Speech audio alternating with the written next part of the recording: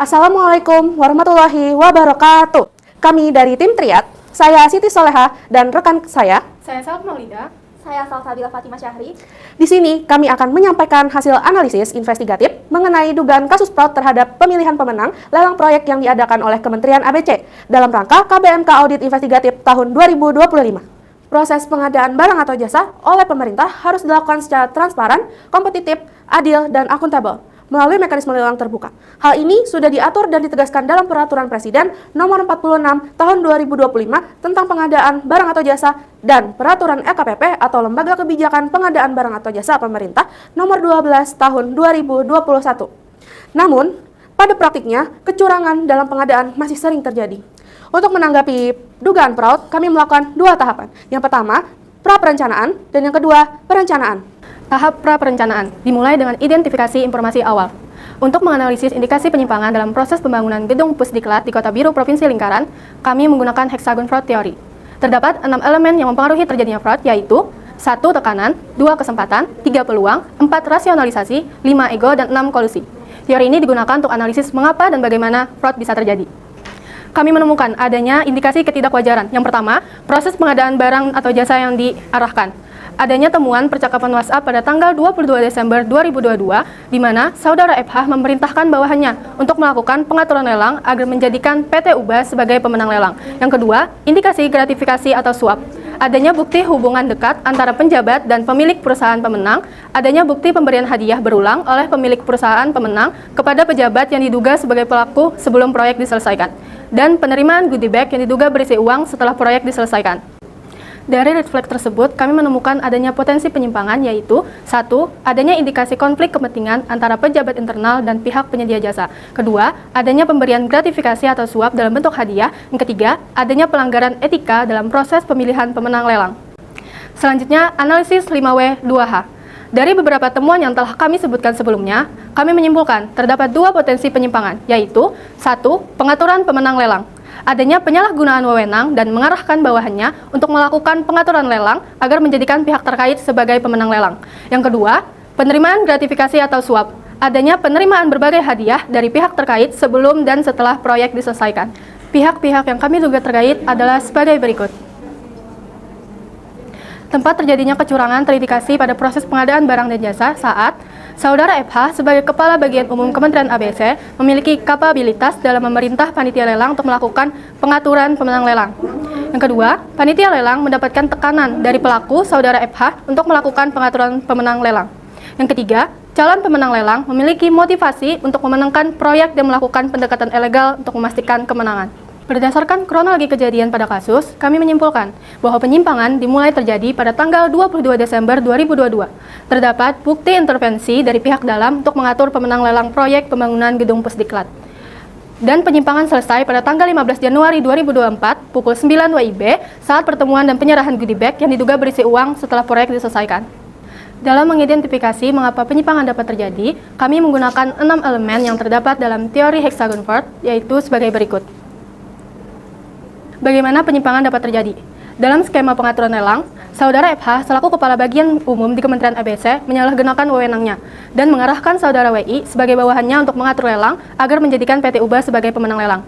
Dalam skema penerimaan gratifikasi atau suap, Saudara UC memberikan hadiah kepada Saudara FH karena telah dimenangkan lelang. Kami menganalisis kerugian yang didapat dari penyimpangan yang terjadi, yakni melanggar prinsip dasar pengadaan barang dan jasa dalam Peraturan Presiden Nomor 46 Tahun 2025 tentang pengadaan barang atau jasa, Pasal 7 huruf E, G, dan H berdasarkan adanya kecurangan pengaturan pemenangan lelang, dan melanggar prinsip integritas serta anti korupsi dalam Undang-Undang Nomor 20 Tahun 2001 tentang pemberantasan tindak pidana korupsi, Pasal 12B berdasarkan adanya penerimaan gratifikasi atau suap.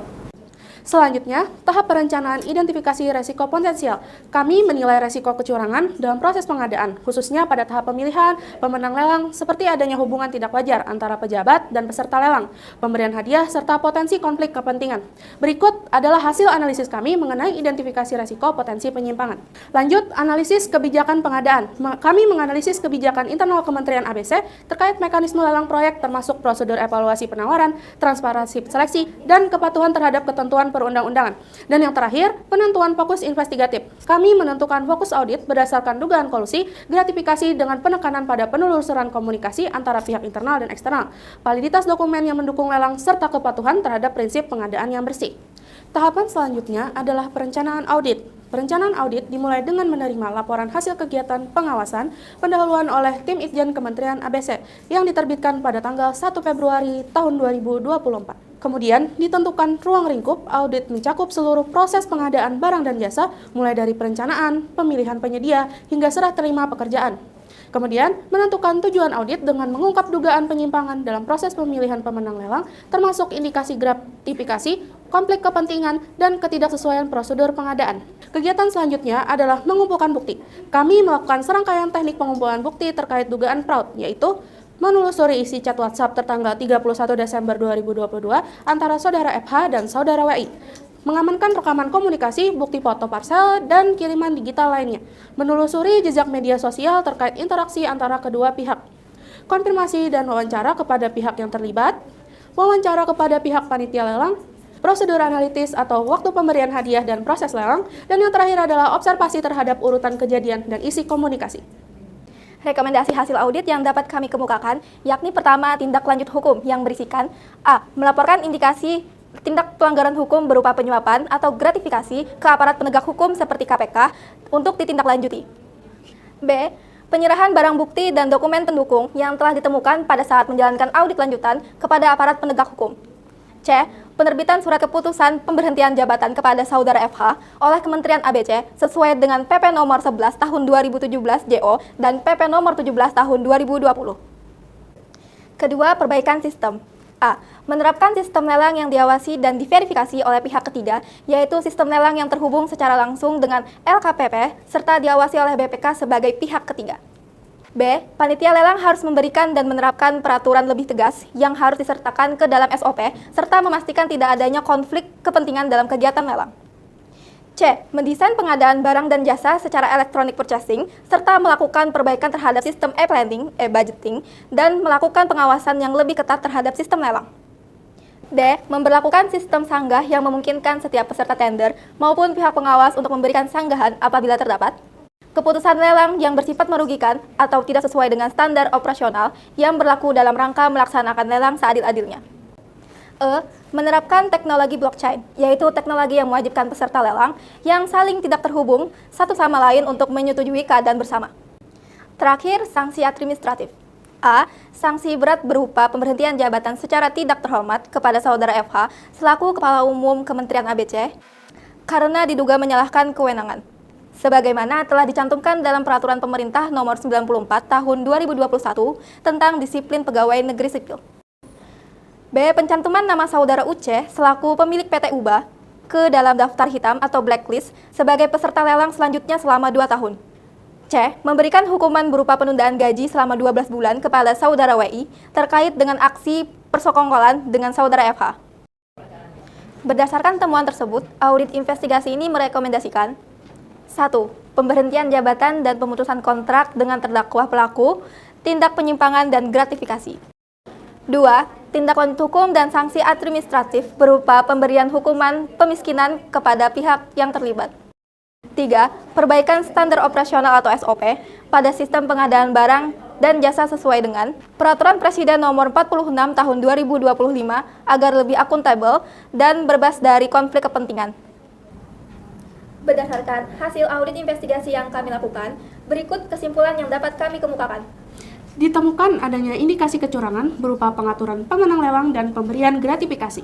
Proses lelang yang seharusnya berlangsung transparan dan adil justru dikendalikan oleh pejabat internal Saudara FH yang diduga menjalin kerjasama dengan penyedia jasa untuk memenangkan pihak tertentu, yaitu Saudara UC. Kecurangan ini berkuat oleh bukti komunikasi pribadi, pemberian hadiah, dan hubungan personal antara kedua pihak.